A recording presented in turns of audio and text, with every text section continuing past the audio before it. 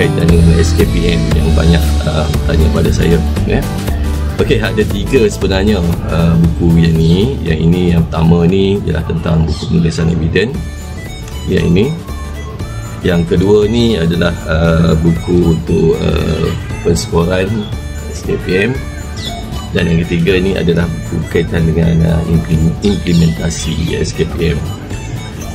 Okey, apa beza tiga-tiga buku ni?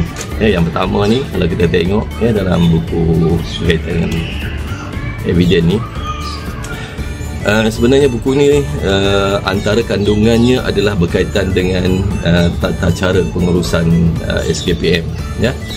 Bermula dengan apa yang kita panggil sebagai ahli kerja, ya. Kalau kita tengok dalam jadual tu, bermula dengan pengedaran instrumen, sampailah kepada fungsi yang terakhir, iaitu berusaha membuat perakuan. Okey, kemudian dalam buku ini juga berkaitan dengan jawatan kuasa SKPM, ya, yang mana kalau tengok menjelaskan tentang apa sebenarnya fungsi jawatan kuasa SKPM ini, ya. Kalau kita tengok, kita senaraikan ada beberapa lah, ya. Ada beberapa fungsi dalam SKPM. Kalau kita senaraikan, rasanya ada lebih pada 7-8 fungsi SKPM ni, jawatan kuasa SKPM ni maksud saya. Jadi dalam pada itu juga ada juga menjelaskan berkaitan dengan weightage ataupun rubrik dalam kita mengira pencapaian sekolah. Dan buku ni yang paling penting sebenarnya adalah berkaitan dengan menjelaskan berkaitan dengan eviden berdasarkan kepada standard dan juga aspek. Jadi dalam buku ni kalau kita tengok, disenaraikan misalnya dalam standard 1 berkaitan dengan aspek. Saya ambil satu contoh lah, ya. Misalnya dalam aspek dalam aspek standard 1, dalam tu menjelaskan tentang berkaitan dengan 1.1.1 PJB menetapkan hala tuju sekolah. Dan dalam tu dinyatakan bahawa antara tindakan-tindakan yang perlu dibuat oleh PJB dalam memenuhi aspek berkaitan dengan PJB menetapkan hala tuju sekolah. Jadi dalam buku ini senaraikan apakah antara contoh-contoh eviden yang kita gunakan, ya, yang boleh dijadikan eviden dalam SKPM ini, ya. Dan dia menyeluruh sehinggalah kepada standard 3.3.7, iaitu tentang pengurusan psikometrik. Dia satu buku yang komplit dalam ni, ya, menjelaskan secara detail, ya, antara cadangan-cadangan dalam penulisan eviden SKPM ini.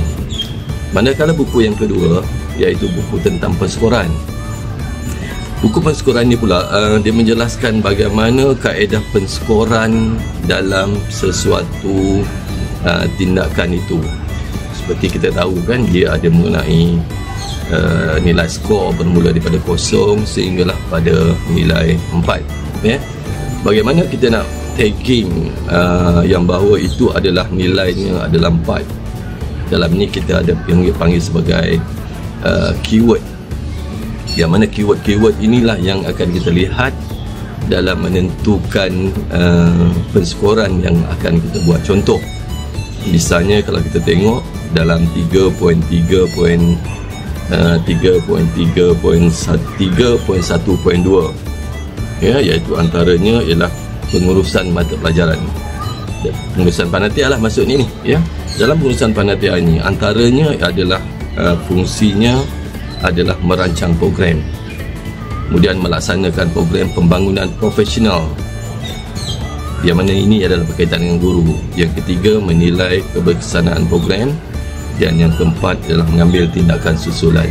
Ini pengurusan kurikulum. Jadi dalam ni kalau untuk dapatkan skor 4 tu, dia ada 3 rubrik.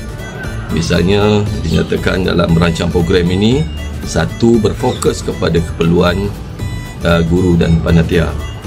Yang kedua, mengambil kira perkembangan pendidikan semasa. Dan yang ketiga, dari semasa ke semasa. Dan tagging buku ini kita tagging dengan kod color, ada warna merah, iaitu mandatory. Kita panggil sebagai killer je lah. Maksudnya kalau tidak ada yang warna merah itu dalam eviden kita, kita tak layak untuk mendapat 4 markah. Ya, di dalam ini dijelaskan secara lanjut. Manakala buku yang ketiga ni, implement ni, dia lebih kepada fokus bagaimana kita nak gunakan SKPM ini dalam konteks mengimplementasikan penggunaannya di peringkat sekolah. Mulai daripada standard 1 tu bagaimana kita nak implementkan sehinggalah kepada standard 4. Contoh bagaimana maksud implement, ya. Dalam ni misalnya dinyatakan bahawa dalam kita rubrik yang kita ada tu berkaitan dengan analisis data, ya, menganalisis data.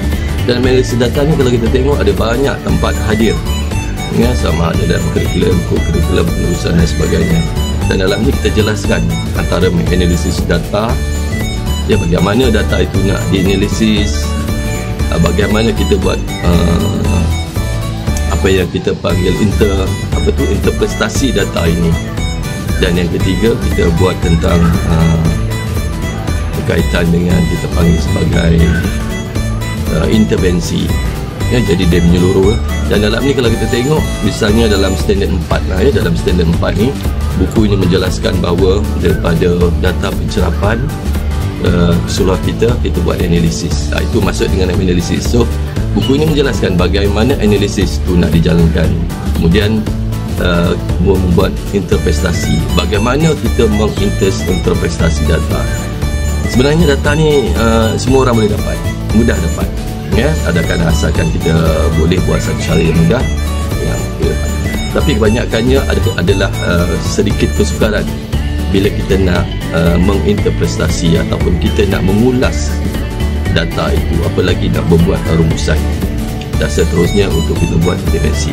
Jadi buku ini menjelaskan bagaimana beserta dengan contoh-contoh kita mengimplementasikan SKPM ini dalam konteks kita menjadikan SKPM ini sebagai satu